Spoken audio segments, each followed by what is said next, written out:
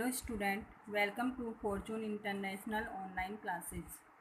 मैं अनीता शर्मा आज class 7th को चैप्टर नंबर 3 संस्कृत में स्वावलंबनम पढ़ाऊंगी, जिसका मतलब होता है स्वावलंबनम का मतलब होता है आत्मनिर्भरता, यानी अपना काम स्वयं करना, किसी दूसरे से नहीं करवाना, यानी अपने नौकर या अपने किसी भी घर पे या वालों पे या अपने मित्र पर आश्रित न रहना, खुद का काम स्वयं करना। तो इसमें दो दोस्तों की कहानी है कि एक दोस्त गरीब होता है और एक बहुत पैसों वाला होता है। तो जो गरीब होता है वो अपना काम खुद करता है और जो पैसों वाला होता है उसके सारे काम कौन करता है, उसके नौकर करते हैं।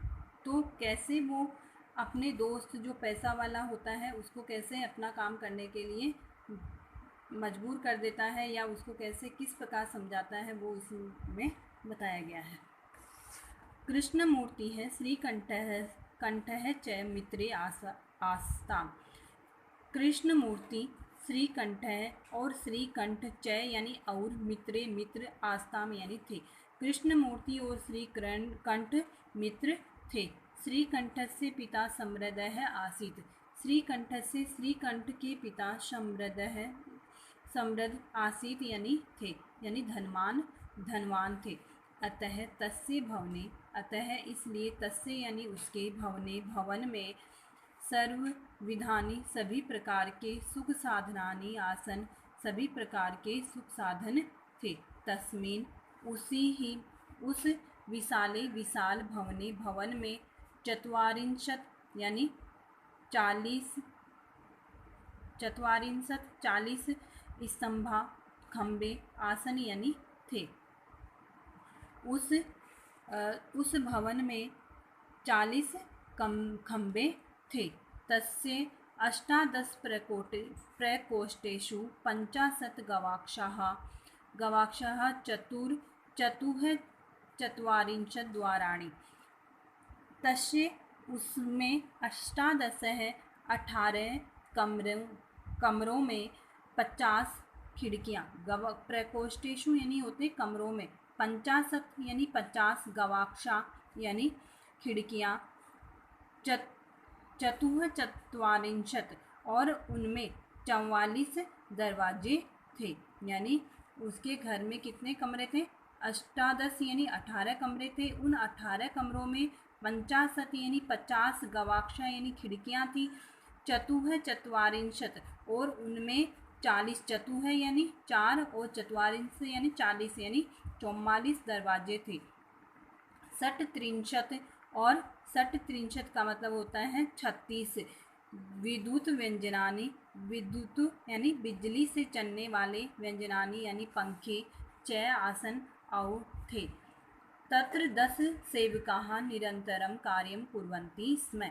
वहाँ तत्र यानी वहाँ 10 सेवक यानी नौकर निरंतर यानी हमेशा कार्यं कुर्वन्ति स्म कार्य करते थे, यानी उसके वहाँ 10 नौकर थे। परंतु कृष्ण मूर्ति के माता पिता च निर्धनो, माता और पिता निर्धन कृषक दंपति किसान पति पत्नी थे या किसान दंपति थे। तस्य गृहं उसके घर में, उसका घर आडंबर विहीनम आडंबरों से रहित यानी दिखावों से रहित, साधारणम च और साधारण था। तो इसका अर्थ दोबारा देखेंगे। श्री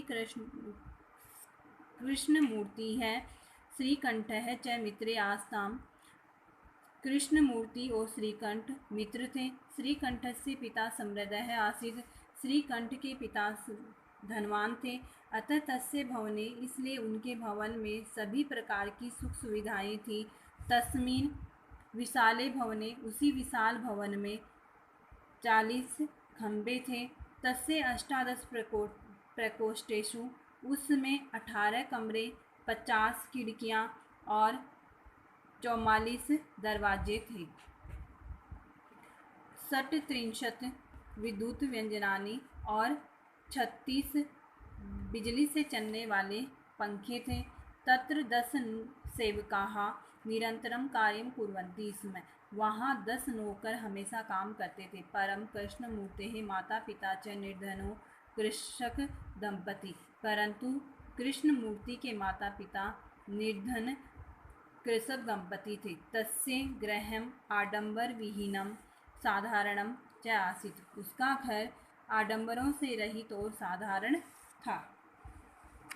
नेक्स्ट पैराग्राफ है।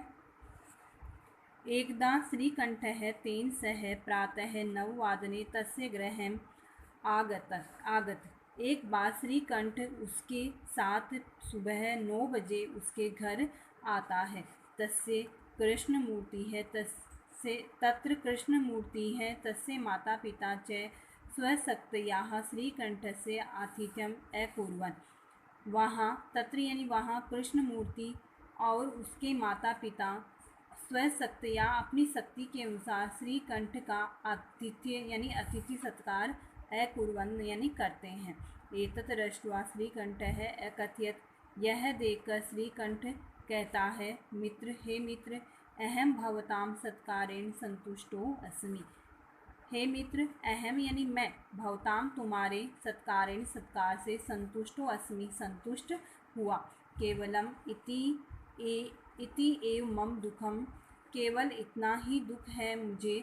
दुखम मम दुखम मेरा दुख है। यत् कि तव गृहे तुम्हारे घर में एको अपि एक भी भृत्य है यानी नौकर न अस्ति नहीं है।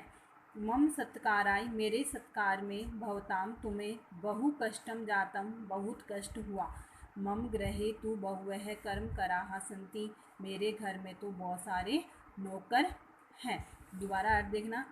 तो एक दिन क्या होता है, एक बार श्रीकंठ तेन सह उसके साथ यानी कृष्णमूर्ति के साथ प्रातः 9 सुबह के 9 बजे उसके घर आता है। तत्र कृष्णमूर्ति है, वहाँ कृष्णमूर्ति उसके माता पिता यानी कृष्णमूर्ति और उसके माता पिता स्वशक्ति अपनी शक्ति के अनुसार यानी